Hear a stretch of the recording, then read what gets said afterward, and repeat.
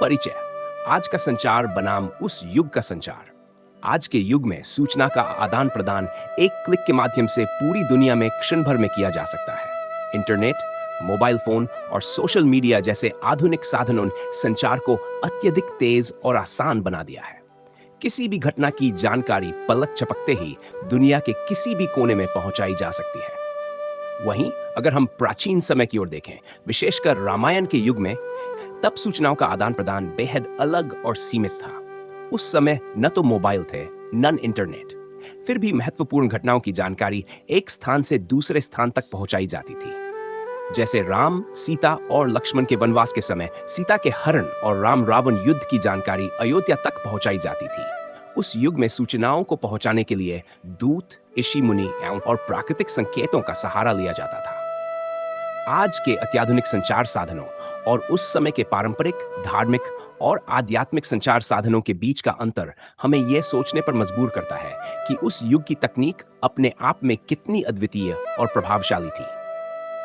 इस आलेख में हम आज के डिजिटल युग के संचार की तुलना उस काल के प्राचीन साधनों से करेंगे और समझेंगे कि कैसे सीमित संसाधनों के बावजूद महत्वपूर्ण सूचनाएं प्रसारित की जाती थी।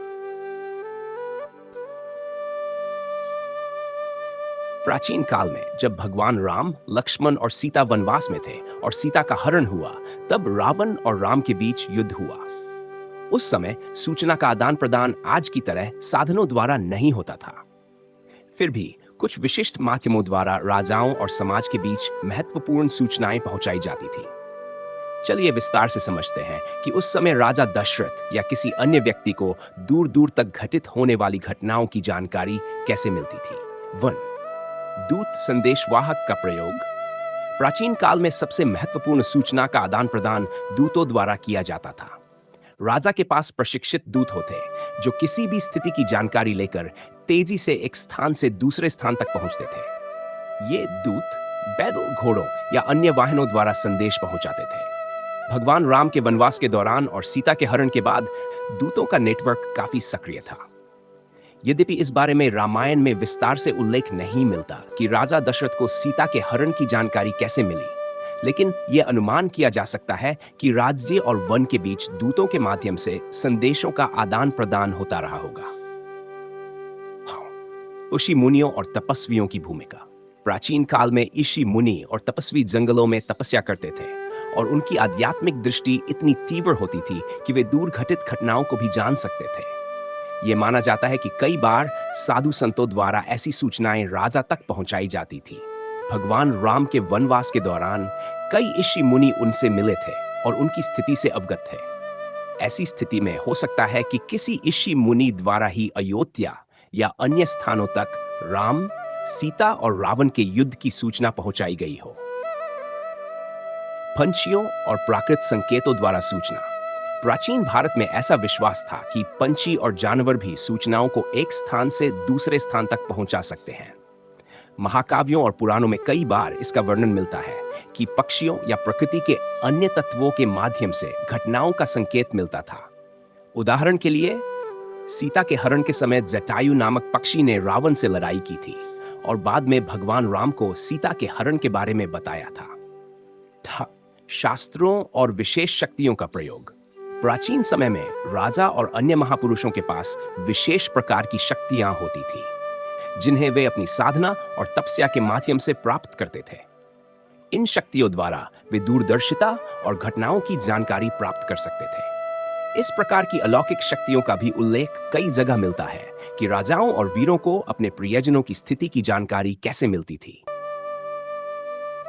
बाय अशरीरी शक्तियों का योगदान।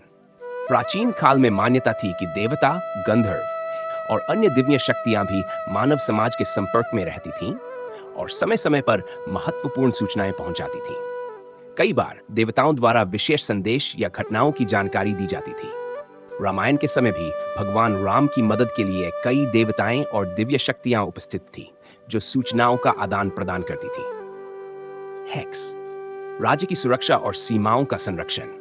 वनवास के समय भी अयोध्या राज्य में सीमाओं पर सैनिक तैनात होते थे, जो राज्य की सुरक्षा और जानकारी प्राप्त करने का काम करते थे। यह संभव है कि सैनिक या गुप्त जासूस उन घटनाओं की जानकारी लेकर अयोध्या पहुंचे हों और राजा दशरथ को समय पर सूचित किया हो।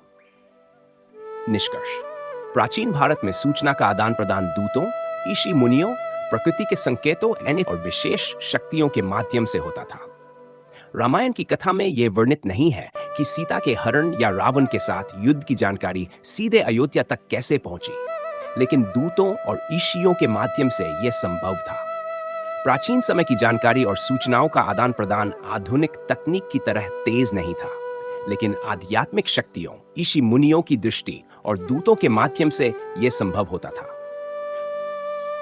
आज हमने यह समझा कि कैसे प्राचीन काल में संचार के साधन सीमित होते हुए भी प्रभावी थे और कैसे उस युग में ऋषि मुनि, दूत और प्रकृति के संकेतों के माध्यम से महत्वपूर्ण जानकारी का आदान प्रदान किया जाता था।